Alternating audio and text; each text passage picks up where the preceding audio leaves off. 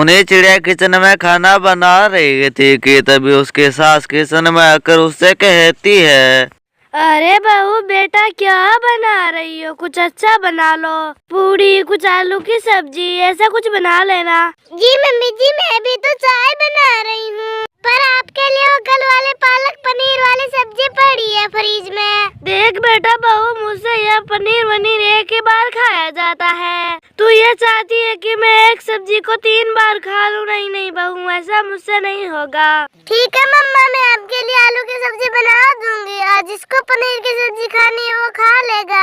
आज मैं पनीर की सब्जी फेंक दूंगी। अरे बेटा, उनको फेंकना नहीं चाहिए। तुम्हारे माँ बाप ने तुझको क्या सिखाया नहीं कि उनको फेंकना नहीं चाहिए? उनको फेंक देने से हमको बहुत बड़ा पाप लगता है। ठीक है मम्मा, वो पशु वाले आलू की सब्जी उसकी मैं आपको आज पूरी बना देती हूँ। ये भी ना एक नंबर की आलसी है, थोड़ी सी मेरे लिए आलू की सब्जी तक नहीं बना सकती। खैर, ये तो मेरे प्रवचन के कारण ही हुआ है। मुझे भी क्या जरूरत थी इतना ज्यादा लंबा खर्चा देने के लिए। अब ये मुझे बासी सब्जी खिलाएगी। और फिर थोड़ी देर बाद पिंकी चिड़िया पड़ोसन टुनटुनी चिड़िया के घर आती है और फिर वह राजू चिड़िया के पास जाकर उसे कहती है, अरे राजू बहन, तुम कैसी हो? अरे राजू बहन, ये ले मैंने तुम्हारे लिए गर्मा गर्म पिज्जा मंगवाया है, तुम जल्दी से खा लो।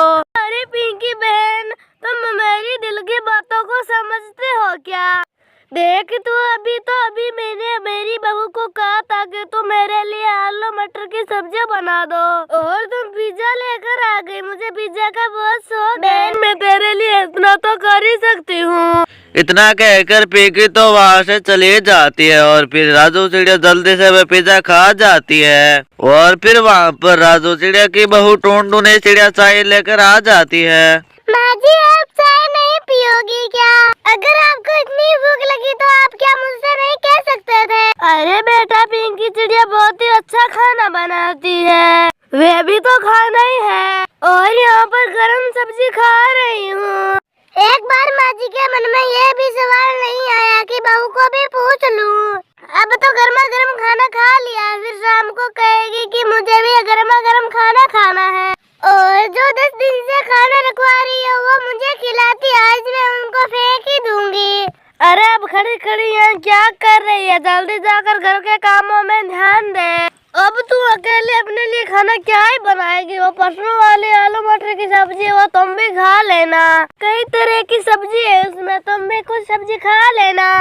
हाँ मम्मी जी, आप सही कह रही हैं, आपका काम बनता, बाहर में जाए जनता। क्या बोली बहू? अरे मम्मी जी, कहाँ कुछ बोल रही हूँ, मैं खा लूंगी मम्मी जी, मैं सब कुछ खा लूंगी। टुनटुनी चिड़िया खाना नया बनाकर वह घर के काम में जुट जाती है और फिर वह फ्रिज चेक करती है तो उसमें 1 सप्ताह पहले वाला खाना पड़ा रहता है, तो वह उसको बाहर फेंक देती है।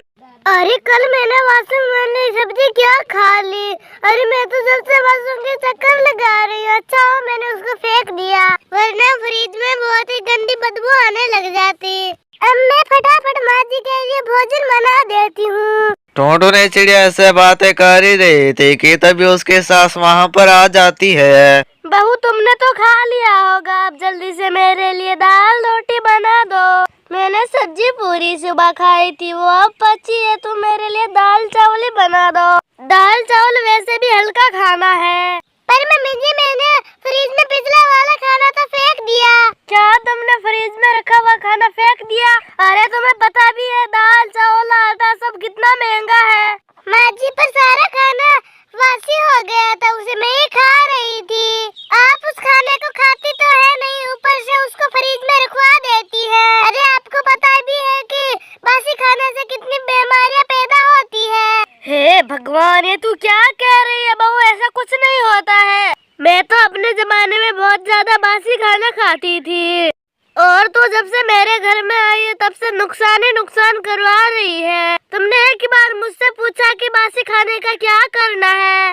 तुमने अपने मन से फ्रिज साफ किया और बासी खाना फेंक दिया।